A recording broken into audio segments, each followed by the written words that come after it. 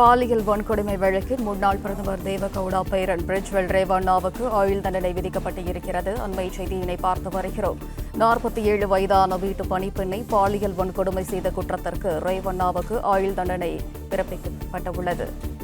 கூடுதல் விவரங்களை வழங்குகிறார் செய்தியாளர் ராஜ்குமரன். வணக்கம். பாலியல் வன்கொடுமை வழக்கிலே முன்னாள் பிரதமர் கர்நாடகத்தைச் சேர்ந்த தேவகவுடாவினுடைய பேரன் பிரிஜ்வெல் ரேவண்ணாவுக்கு ஆயுள் தண்டனை விதிக்கப்பட்டிருக்கின்றது. பணிப்பெண்ணை மிரட்டி பாலியல் வன்கொடுமை செய்ததாக அந்த வழக்கு பதிவு செய்யப்பட்டிருந்த நிலையில்தான் பிரிஜ்வெல் ரேவண்ணா குற்றவாளி என்று நேற்று பெங்களூர் சிறப்பு நீதிமன்றம் தீர்ப்பளித்திருந்தது. இந்த நிலையில் அவருக்கு வழங்கப்படக்கூடிய தண்டனை விவரம் இன்று வெளியாகி இருக்கக்கூடிய சூழலில் தேவகவுடாவினுடைய பேரனுக்கு பாலியல் வன்கொடுமை வழக்கிலே ஆயுள் தண்டனை வழங்கியிருக்கின்றார்கள். 47 வயதான வீட்டு பணிப்பெண்ணை பாலியல் வன்கொடுமை செய்து விட்டார் என்று அவர் மீது குற்றம் சாட்டப்பட்டிருந்தது. இந்த நிலையில்தான் பிரிஜ்வெல் ரேவண்ணாவுக்கு ஆயுள் தண்டனை விதிப்பதாக இன்று அதிகாரப்பூர்வமாக அவருடைய அந்த தண்டனை விவரங்கள் வெளியிடப்பட்டிருக்கின்றன.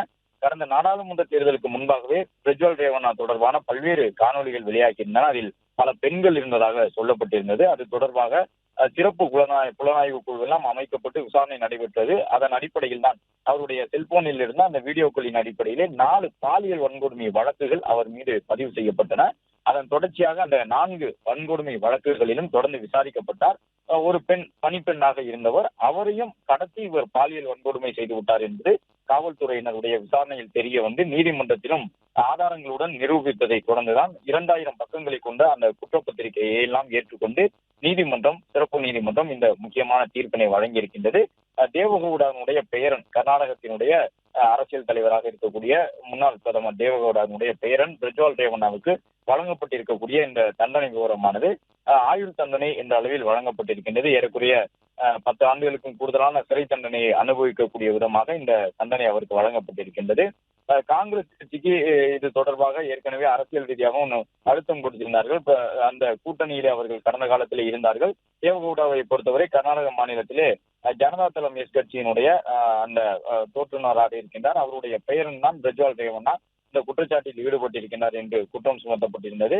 ஏற்கனவே காங்கிரஸ், பாஜக என்ற 2 கட்சிகளுமே மாறி மாறி அவர்கள் மீது குற்றம் சாட்டியிருந்தார்கள். குமாரசாமி உள்ளிட்டவர்களுக்கு அதில் இது தொடர்பாக விளக்கம் அளிக்க வேண்டும் என்று அவர்கள் சொல்லி வந்த நிலையில்தான் இந்த குற்றச்சாட்டு நிரூபிக்கப்பட்டு அவருக்கு தண்டனை வழங்கப்பட்டிருக்கின்றது. இது கர்நாடக அரசியலில் ஒரு மிகப்பெரிய முக்கியத்துவம் வாய்ந்த ஒரு தீர்ப்பாக பார்க்கப்படுகின்றது. ஏனென்றால் பிரிஜ்வெல் ரேவண்ணாவை பொறுத்தவரை ஒரு பாரம்பரிய அரசியல் குடும்பத்தை சார்ந்தவர். அவருடைய தந்தை, அவருடைய தாத்தா எல்லாருமே பாரம்பரியமாக அரசியலில் வந்தவர்கள்.